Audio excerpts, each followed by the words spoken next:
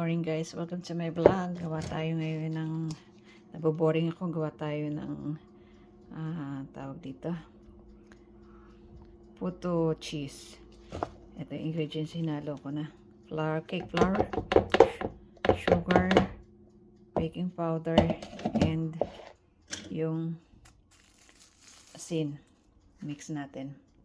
So na mix ko na yung ingredients, lalagay ko na lang yung milk.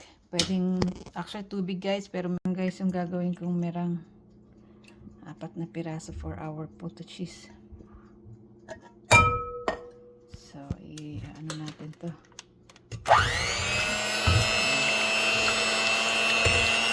Tapos lalagay natin yung suka. Wala akong yung mustard, suka gagamitin ko.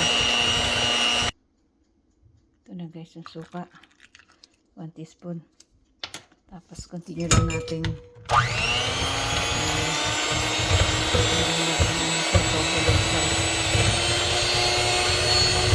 tapos yung sugar mamaya unti-unti natin lagay. Lagyan natin ng konting sugar, mix natin.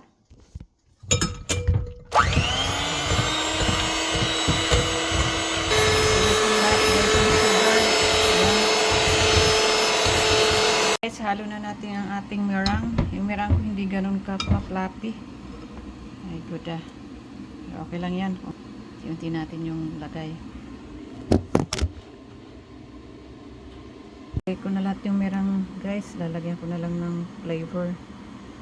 Ito. Tansya-tansya na lang yan. Pala na kayo kung paano nyo tansyahin.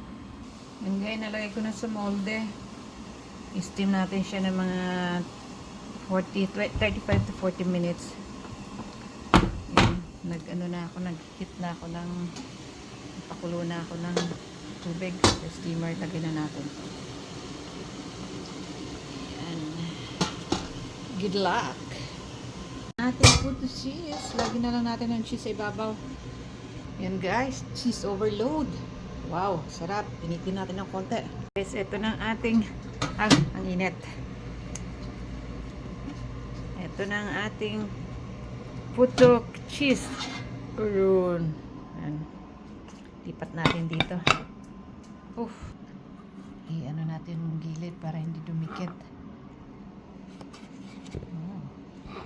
Masarap to guys kung may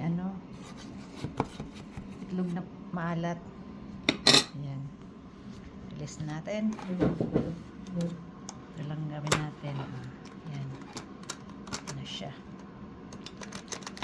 Ating tatanggalin. Ayan. Tanggal siya. Tinatanggal ko na guys yung ilalim. Ayan. Tanggalan natin. At ating ilipat dyan. Ayan. Ayan na guys. Atin ang hiwain. Wow. Tingnan mo naman.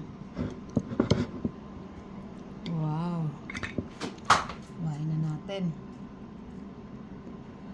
Wow. Look at that.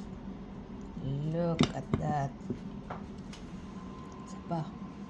Wow. Pretty yummy. Tikman natin. Ayan. Wow. Look at that. Wow. Walang isang oras guys, makakagawa ka na ng puto cheese. Ayan, tikman na natin.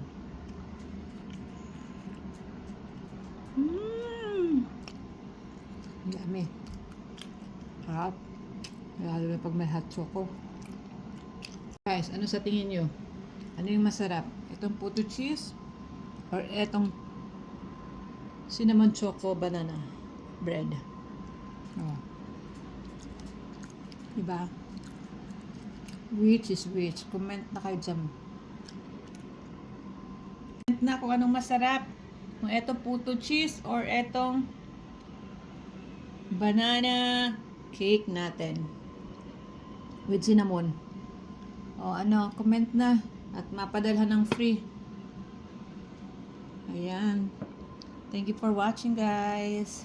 Happy eating!